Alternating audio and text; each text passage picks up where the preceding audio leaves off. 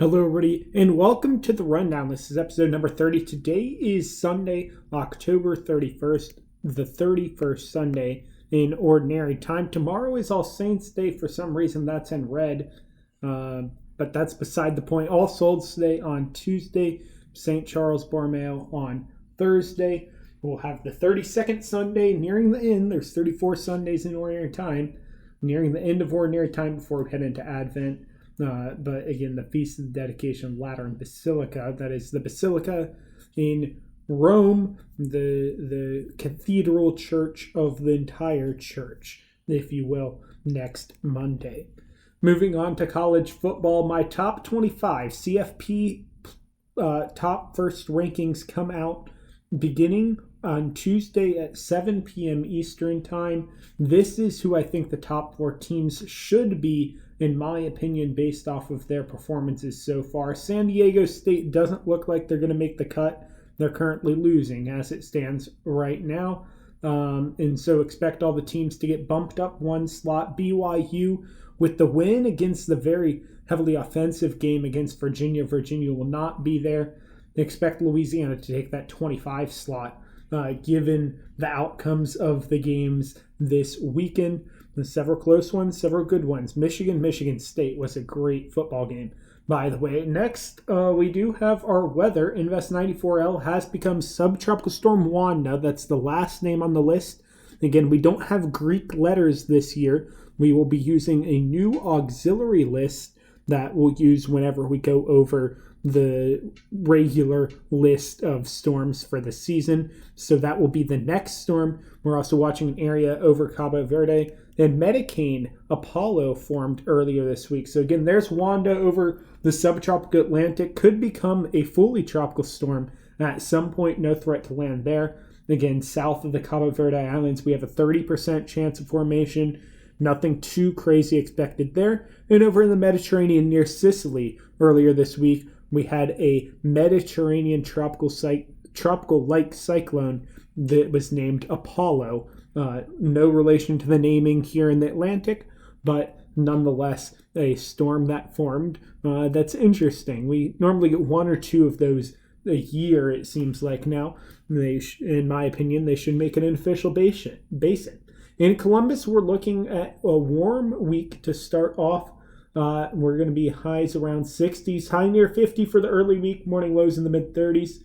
As we head towards the rest of the week, Wednesday and onward, we're going to be in the upper 40s for the high. Yeah, that's right. The highs in the upper 40s, lows around 30. We could see some flurries in the morning if there is precipitation in the area. As for next weekend, those highs going to be back up near 50, but the lows are going to be close enough to freezing that we could see some snow or flurries at time next weekend. Rain expected, though, regardless of if we see any wintry precip. In Norman, kind of the same deal, less the wintry precipitation. I mean, it's going to be cold, warm today, again, mid-60s. Tomorrow, mid-50s. That's going to be the warmest school day of the week this week. Highs near 50, lows near 40 to start off the week with rain. I hate cold rain, so yeah, I'm not excited about that. It's going to be cold Thursday and Friday with highs near 50, lows in the lower 30s. And again, if there happens to be some precipitation come through, you could see some flurries. But again, I don't think there is going to be at this point. Of course, I'll keep you apprised if that situation changes. It's going to be warm next week and highs near 60, lows near 40. Coronavirus video update number 94. Yeah, 94 times I've done this now. Here's our trends throughout the United States. Again, no new cases in the state of Vermont. One of the lowest states now is Florida, which made some news headlines earlier this week for obvious reasons. I mean, it's the lowest other than Vermont per capita. It is what it was at the time. It looks like now Louisiana and Connecticut are kind of joining the club, if you will, and daily new deaths, again, decreasing generally, but still high in several states and have increased in several states. But again, hopefully those will continue to calm down at least a little bit. Nebraska and Vermont continue to lead the way in terms of I think I said Vermont both times, and I meant New Hampshire, so I apologize on that. Anyways, as for hospitalizations high in Montana, as they kind of have been the past several weeks compared to the rest of the United States. West Virginia joining that club. Then now much of the United States South, their hospitalization rates comparable to that of the Northeast, which is somewhat surprising. Again, that's reflected as well here in the ICU.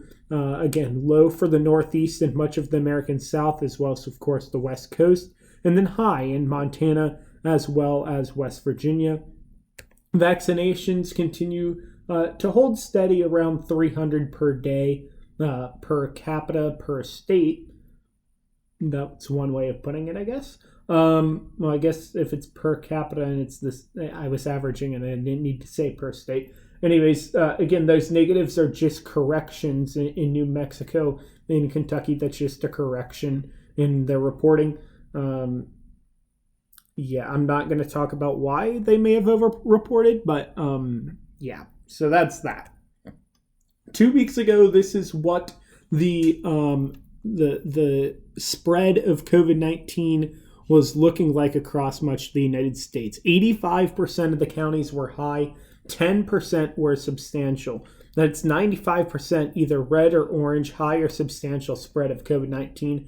Today, we're down to 75% of the counties at high, 16% are substantial. Again, that's 91% now in that high or substantial category, so dropping considerably, at least from the high category has dropped significantly. Substantial even continues to decrease as well, with now 7% of U.S. counties in the moderate risk of spreading COVID-19. Most notably now, we can see states like, of course, New Hampshire, like I mentioned earlier. Again, apologies for saying that wrong.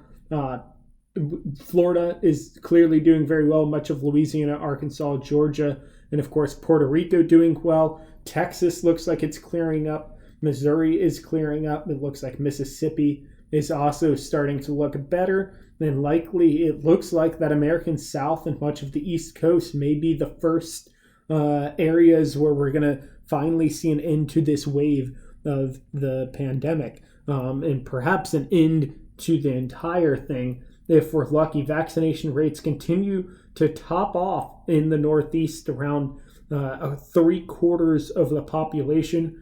And again, in the other states like Mississippi or West Virginia are still around or less than 50%. And included with that are Idaho and Wyoming, which are very near to the hot spot of Montana at the moment. Fully vaccination, again, continues to be just less than that. We're nearing 70% in many of the states up in the Northeast. And we are now at 2/3 of the entire U.S. population having received the first dose. Almost 80% of those over age 18 have received that first dose. Over 97% of elderly people have received the first dose of the COVID vaccine. We're nearly at 70% of those over age 18 fully vaccinated, which, if we remember, was when we hit herd immunity and the pandemic was over once we reached that point. But the experts changed their minds, as they have many a time during this great pandemic. Anyways, nonetheless, that's kind of where we're at the moment. Of course, ages, I think, 5 to 11 are now approved or about to be approved for the vaccine. So we are certainly making headway in terms of who can be administered these vaccines. Again, almost 1/4 of the population over age 65 that has already been fully vaccinated has also received that booster shot. We're going to continue to decrease in terms of infections, which is, of course, good news, and perhaps reaching around April or May of last year type infection rates and trends as we head into this exam season. So much like the spring semester of college exam is kind of where we're going to be at come this exam season, and hopefully continue to decrease past that point. If we remember, June and July was the lowest weekly infection rate that we had since the very beginning of the pandemic back in March of 2020.